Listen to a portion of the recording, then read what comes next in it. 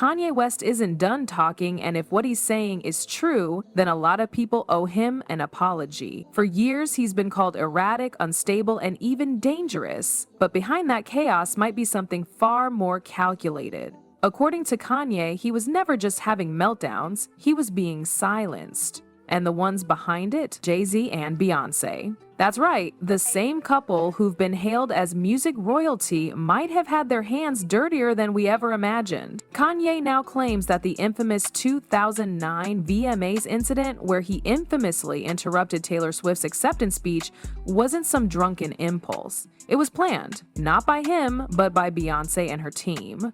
The supposed goal? Humiliate Taylor Swift publicly so Beyonce could sweep in as the classy queen and win the crowd. It was a publicity stunt, and Kanye says he was the pawn. He took the hit, he became the villain. Meanwhile, Beyonce, the supposed mastermind, walked away clean, even praised for gracefully supporting Taylor afterward. Now, here's where things start to twist. Kanye's saying the entire industry is run by power players who hide behind smiles and brand deals, and when he refused to play along, refused to sign what he calls a demonic contract with Roc Nation, they turned on him. He says that contract had wild conditions, including one that banned him from talking about Jesus Christ, seriously, a clause that would limit his right to speak about God. And for Kanye, a man who's made his faith central to his identity, that was a deal breaker. So what happens when you tell powerful people no? According to Ye, they try to shut you down, and not just with bad press. He's saying they tried to Britney Spears him, lock him in a conservatorship,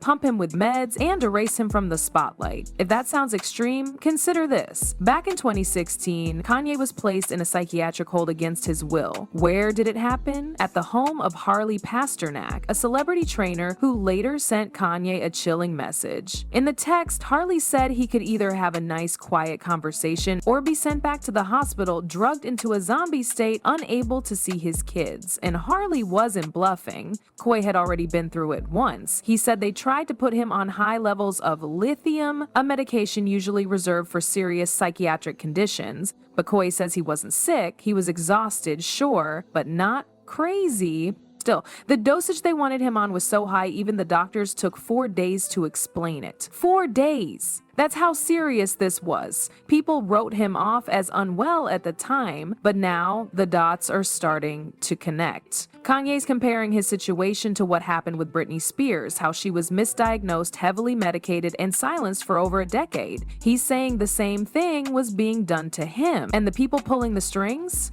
Not just Hollywood execs, but Jay-Z and Beyonce. That's the allegation. Kanye also threw in something even more personal, and honestly, it's what caused the internet to really explode. He brought their kids into it. In a now-deleted tweet, he questioned why no one ever sees Beyonce and Jay-Z's younger children, then made a bizarre joke about artificial insemination. Was it crossing a line? Absolutely. But in his mind, it was all part of calling out what he sees as smoke and mirrors. He wasn't trying to be funny. He was trying to say, this family, this image, it's all curated. And it wasn't just that one tweet. Kanye made it very clear he's not apologizing to the Carters unless they help him get access to his own kids.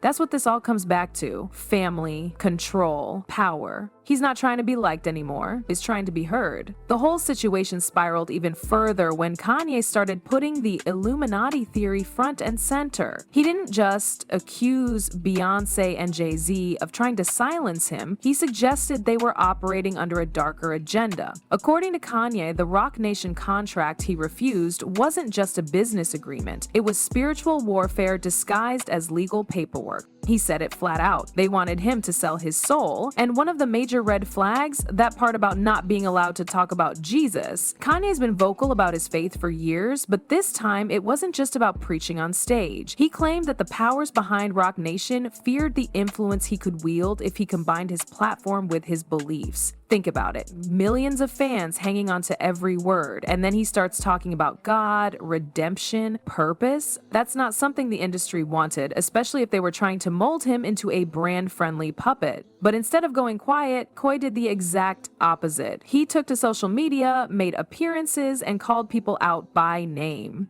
His rants weren't just rants anymore, they were warnings. And if even half of what he's saying is true, then the picture he's painting is terrifying. He claims that once he rejected the contract, things started happening fast. Meetings got canceled, brands pulled back, stories about his mental breakdown started circulating again. And the people behind it, all connected to the same elite circle, trying to bury him under labels and silence. And yet, despite all of this, Kanye kept pushing. That's when he dropped that cryptic tweet about Beyonce and Jay-Z's kids, saying no one had seen them, questioning their existence, and then twisting it into a joke about artificial insemination. It was jarring, even for Ye. The internet lit up with people saying he had finally gone too far. But buried in the controversy was something else, a sense of desperation.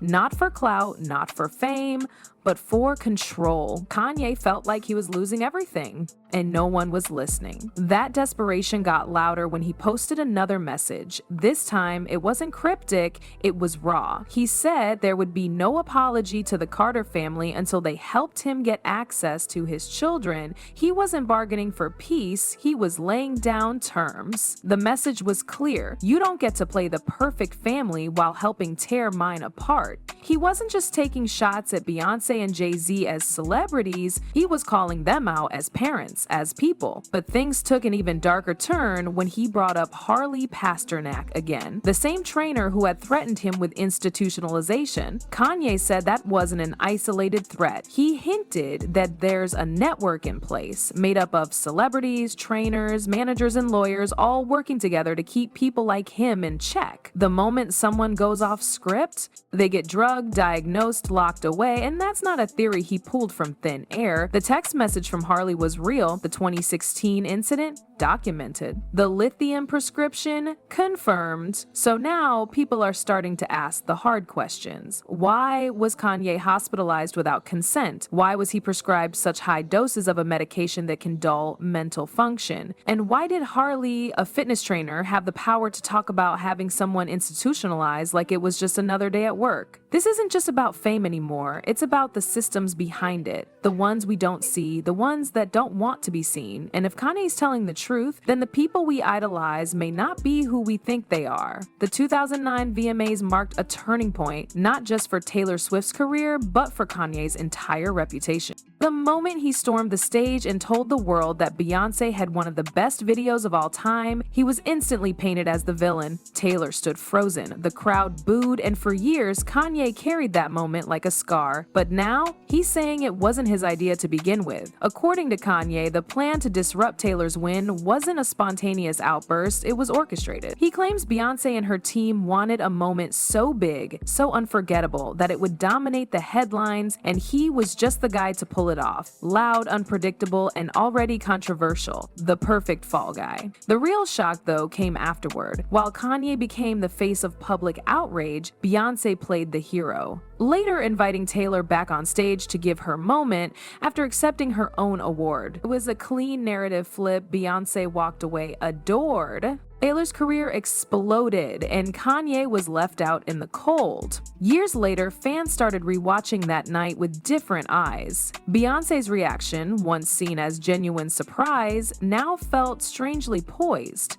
Taylor's calm, almost emotionless response started raising questions. And most of all, Kanye's claim that the backlash he faced was weaponized, used to tarnish him and prop up others, started sounding less like a rant and more like a calculated truth. Then came the comparisons to Britney Spears. Kanye said it openly. They tried to Britney him, strip away his agency, label him crazy, medicate him until he couldn't fight back. And if you look at Britney's story, how she was misdiagnosed, heavily drugged with lithium, and legally silenced for years, it's hard not to draw parallels. Kanye even mentioned how lithium nearly broke him. He said the only reason he's still standing is because he refused to keep taking it, refused to disappear, and that refusal came with a price. He was blacklisted, brands turned away, the media mocked him, and behind the scenes, people like Harley Pasternak allegedly kept the pressure on, reminding him what would happen if he didn't play along. Zombieland, as Harley called it, no more tweets, no more interviews, no more truth. Kanye's claim is simple: he knows too much. about the industry, about its leaders, about the unspoken rules that keep certain people on top while others are sacrificed. He says the moment you stop obeying, they treat you like a problem, not just someone who's gone rogue, but someone who needs to be erased, either publicly or medically. And if they can't erase you, they discredit you so thoroughly that nobody believes a word you say.